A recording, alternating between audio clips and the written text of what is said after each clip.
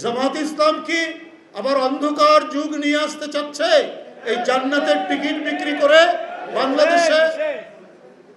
আমার তো তাই মনে হয়। বাড়িতে বাড়িতে তাদের কর্মীদের পাঠিয়ে বলছেন দাড়িপাল্লায় সামনে যদি ভোট দিলে পরে এটি আপনি বেহেশতের রাস্তা সুগম করলেন। তাহলে আর এই দেশে তো এই দেশ হচ্ছে প্রায় 92-93% মুসলমানের দেশ। আবার নতুন করে একটি রাজনৈতিক দল কোন ইসলাম প্রচার করবে? এবং তারা এমন ভাবে প্রচার করছেন যেখানে বিভ্রান্তি আসছে, যেখানে আল্লাহর একাত্মবাদ, তৌহিদ, এই তৌহিদের জন্য এই দেশের ইসলামে বিশ্বাসী মানুষ জীবন দিতে পারে, সেখানে আরেকটি কোনো ধারা আপনারা কি নিয়ে আসবেন তাকেও মানে মানতে হবে? একেবারে বড় বড় যারা আছেন, ধর্মের যারা বড় বড় বাণীবাহক আছেন, তাদের মতো করে পরিমাপ করে কথা বলুন, যাতে বাংলাদেশের মানুষের মন থেকে আপনারা মুছে না যান। একবার আপনাদের কৃতকর্ম হয়তো মানুষ ভুলে না গেলেও কিছু মনে করছে না এখন। কারণ ৭১ সালে যে ঘটনাটাই যারা ঘটিয়েছে তারাও মুসলমান ছিল, কিন্তু একজন মুসলমান আরেকজন মুসলমানের উপর কি অত্যাচার করতে পারে? একজন মুসলমান আরেকজন মুসলমান মেয়েকে কি তার শ্লীলতাহানি করতে পারে? আর এটাকে যারা সাপোর্ট করে তারা কি ভালো মানুষ? তো এই ধরনের অপরাধের অভিযোগ আপনাদের বিরুদ্ধে আছে।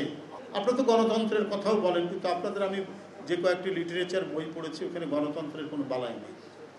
তো সেইটা আপনারা কেন এটা জোর করে করতে চাচ্ছেন? আবার জুলাই সনদ এর জন্য যে গণভোট, এই গণভোট আপনারা আবার নভেম্বরে চাচ্ছেন।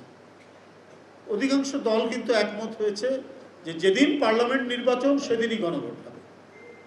তাহলে আপনার কি হবে? সময় বেশি লাগছে না, একই খরচে হয়ে যাবে। আপনার যদি নভেম্বরে গণভোট করেন এইটার জন্য যে প্রস্তুতি, তাহলে আপনার জাতীয় নির্বাচন, সংসদ নির্বাচন, তার জন্য প্রস্তুতি, এটা তো এক ধরনের বিশৃঙ্খলা তৈরি হবে। কোনটা শেষ করে কোনটা করবে ওই সময় তো নাই। যদি নভেম্বরে আপনি পিআর করেন তাহলে আপনাকে একেবারে কোরবানি ঈদের পরে আপনাকে নির্বাচন দিতে হবে। আপনাদের অন্য কোনো মাস্টার প্ল্যান আছে কিনা যারা নভেম্বরে গণভোটের কথা বলছেন?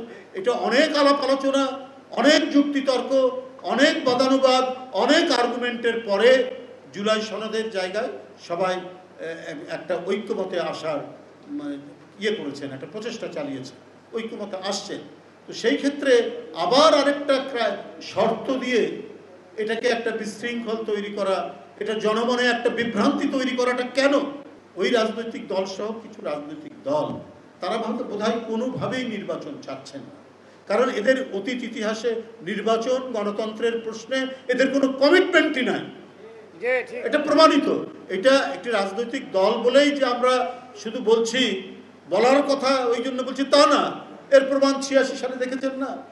সবাই বললো এরশাদের অধীনে নির্বাচনে যাব না, শেখ হাসিনা চলে গেলেন, তারপরেও সেই ইসলামী দলটি চলে গেলেন, বেগম জিয়া যাননি।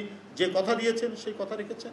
এবং এখনো আমার মনে হয় যে তারা আওয়ামী লীগের ভোটটা নেওয়ার জন্য নানা ধরনের কায়দা কানুন, কৌশল প্রকৌশল তারা চালিয়ে যাচ্ছেন বলে আমার কাছে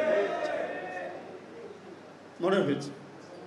এই জন্য নানা জায়গায় নানা দিকে দৌড়ঝাঁপ দিচ্ছেন, এবং এই দৌড়ঝাঁপ সম্পর্কে এদেশের জনগণ সবাই ওয়াকিবহাল আছেন।